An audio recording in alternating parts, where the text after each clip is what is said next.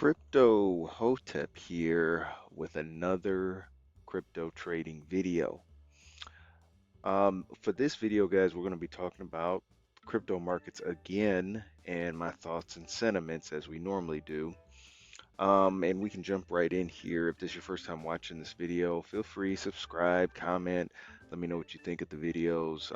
Helps us or helps me out, helps the channel out, but by no means is this financial advice. Please DYOR, do your own research and research crypto and those coins before you invest your hard-earned money in them.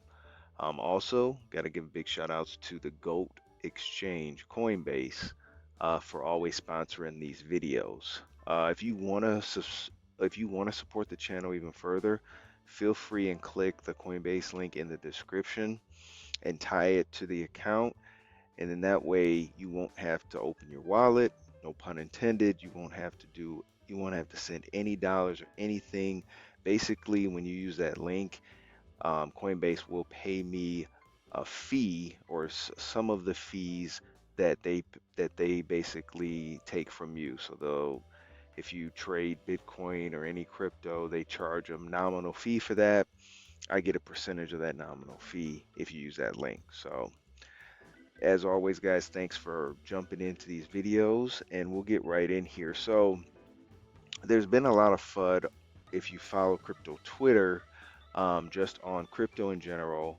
There's been a lot of noise since the big liquidation event that happened almost 2 weeks ago now. And it just has been very, very quiet. So with that being said, guys, we'll kind of again jump in here and see what's going on this week, and I'm going to give you my thoughts on the markets. First things first is we do have a very volatile week ahead of us this week. This is from the Kobesi letter here. I've told you guys about this account. If you're not following it, please do so. They're very good. But they break it down with what's going on this week. So we had the Fed interest rate decision. That's going to be Wednesday. The real fireworks usually happens though when Fed Chair Powell answers questions during that presser. So normally what happens is the Fed will showcase the rate, right, the interest rate that they've decided on, and then later in the afternoon, Fed Chair Powell will then take questions, and that's usually the more volatile of these sessions here. In addition to that, we also have earnings, stock earnings. We have huge stock earnings, and those can also play with crypto as well.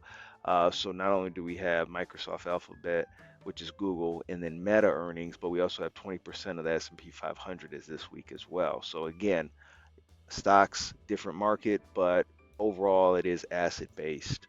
Apple and Amazon earnings, and then a big one here is President Trump meeting President Xi um, on Thursday. So this is huge because potentially a China deal is going to be forming. Do we know that for certain? No, but U.S. and China are signaling that a trade deal is now on the way. So we'll see that. If that does happen, expect big moves, big volatility, big price jumps. Okay. In addition to that, some of the news that I have also reported is Zelle is instituting the use of stablecoins for international transactions. This is huge, right, for USDC and USDT. Yeah, it's not necessarily crypto in the forms of like Bitcoin, Ethereum, and such, but again, anything that kind of pumps stablecoins, it's somewhat of that gateway into crypto. Okay, so anything with stablecoins, I'm all about. So that's huge. The CPI numbers, which plays on the interest rate Fed decision later this week. So interest rate came in softer than expected, right? So year over year it was at 3% versus 3.1% forecasted. Okay. Why is that big? Well, it's big because it basically adds fuel to the fire for Fed to cut interest rates even further than what they're doing currently. Okay. So again, something to keep in mind. And then here's a big one from last week is JP Morgan Chase. Yes, that JP Morgan Chase is going to allow institutional clients to use Bitcoin and Ethereum as collateral. So officially, they're going to be able to use Bitcoin and Ethereum as collateral, potentially for borrowing, in those type of vehicles. So very big news here. So let's look at the charts here. Again, is this your first time watching this video, and you're not familiar with these charts? They may look different than regular candlesticks. These are Heikin Ashi candlesticks that we're looking at here. So when I look at the markets, I typically go to, if you normally, if you've seen these videos before, I'll go to the stable coin dominance chart, and it's a mixed bag if I'm being honest with you. So if I'm at the USDC dominance chart here, and what we've seen is we've seen a downward trend and almost a break above this downward trend here. Now, one thing that is still holding back here is this level isn't fully cleared as of yet. So this level hasn't fully cleared yet. Sometimes I'll click on my line chart to see where my levels are. And like right here, you can see us pushing this level up just a little bit here. But it hasn't fully cleared this level here. Okay, that's why I haven't taken this level off and made this a demand level as of yet. It hasn't fully cleared it yet, so I'm waiting on that for USDC. We don't want that to clear. Okay, we want USDC to reject off of this level in a dramatic fashion here. So we need it to like just pull down here. As you can see here from the volume has been green for the past 3 weeks, unfortunately, but now we have a little spike in bearish pressure on USDC. That's great. This is what's good to see. USDT, despite this break, right? So you see this downward trend, it broke, but then came down and then retested this big key level. Let's go to the line chart. Let's make sure we align. So yes, you can see kind of that V shape, right? That backwards V shape, or that upside down V shape here. It aligns with this level, this key supply level right here. So we can see this key supply level here. This key supply level has held, and this is the 5% supply level. So this 5% supply level needs to hold.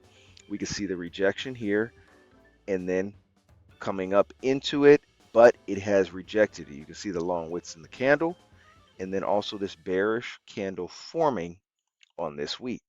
So this is huge because we need this thing to come down here. So as long as we have USDC and USDT further going down, that will mean the altcoins can play. Okay. So going off of the stable coin, let's go to Bitcoin dominance. Bitcoin dominance looks a little odd here. Doesn't look good. This candle does not look good to me. And I don't really care about that like that. I really don't look at the Bitcoin dominance chart too much anymore. I look at just kind of the stablecoin market and see where that's going. But if you are familiar with the Bitcoin dominance, you don't, I'm pretty sure you don't like what you see, because you see a nice big spike up, but you have more wick than body of candle, which is a bad sign. And plus it closed below this 50 EMA, which is this purple line. So, and then on top of that, these candles, even though they are green, because remember my white candles are green candles, even though they are quote unquote green candles, they don't have any big bodies to them. They're decreasing in size here. So this would mean that your Bitcoin dominance is going to fall at some point here, or that's what I'm expecting. Okay, let's go to the dollar. The dollar, again, very similarly to stable coins, which makes sense, right? So our dollar key level, again, came up, retest, very similar to USDT and USDC, and it looked at it as if it broke this level, but it hasn't yet because it hasn't cleared it as of yet. So again, this is a key level for the dollar to reclaim. We do not want that. We want this to come down. And why do we want this to come down? Well, we need the dollar to further decline in value So then our risk on assets such as stocks, crypto, and what have you, those can start pumping and appreciate a little bit more. Let's make sure that this level somewhat aligns with our line chart here. Yeah, and I'm good with that. So yeah, so that's kind of that's where we're at right now. They're at pivotal levels. Mostly stable coins and dollars are at pivotal levels right now. Now, one thing that has happened over the past couple weeks is gold, and Peter Schiff has been crazy on Twitter talking about this, but gold has just been doing what Bitcoin typically does. And this chart is absolutely crazy. Just look at this chart. This chart is crazy. This chart is amazing. It looks great. However, if you can see here, we're on the RSI. This has been trading above the RSI since February, above close to 80 RSI for February. That is unsustainable growth as of right now, meaning that the asset needs a break. Typically, when assets go up, when you have a elevator up type of price, you have an elevator down very quickly. You need kind of somewhat building momentum moves. I call them like almost stair steps, if you will. But you need some sort of bearish pressure, and then you need some bullish pressure. Then you need some bearish pressure and bullish pressure. You need some sort of foundation. There's no foundation here on this price action. It's just strictly straight up. So there is foundation here, right? So you did find a base here and here and here, but in between that, there's really nothing. So around this time, the week of the 13th, this is when individuals were on Twitter standing outside in line in real life buying gold. So people were buying gold near the tops, near around 42, around $4,300 per ounce for gold. Um, as you can see, price did not break past that, and that would have been a top signal for gold. Now, do I think it's just gonna bottom? Do I think it's just gonna decrease in price and just have price of gold just cascade down? No, I don't feel it's gonna do that, but I feel as though it will correct itself. And the clearest picture for me as of right now for gold is around 3,800. Around 3,800. Now that's a steep drop. That's about $200 right now. That's not really big in crypto terms, but for gold, that's a huge move still. But as of right now, 3,800 seems like a decent, between 36 and 3,800, it seems like a decent stop where price can do one of these numbers, come down into your fib golden zone, which is between the 36 and 3,800, kind of play around here and bottom out as it did right here, and then come back up and grab that and grab the top and make a new all-time high. That potentially could happen here. Okay. But what if you're in crypto, you're probably wondering, okay, well, Crypto Hotep, why are you talking about this? Well, I'm talking about this is because we want gold to stop moving so quickly, and we needed to take a break so the money can rotate out of gold into other risk on assets such as Bitcoin, Ethereum, and the likes. Okay, when this happens, then Bitcoin and all these other coins can move. Let's look at the Bitcoin chart fairly quickly here.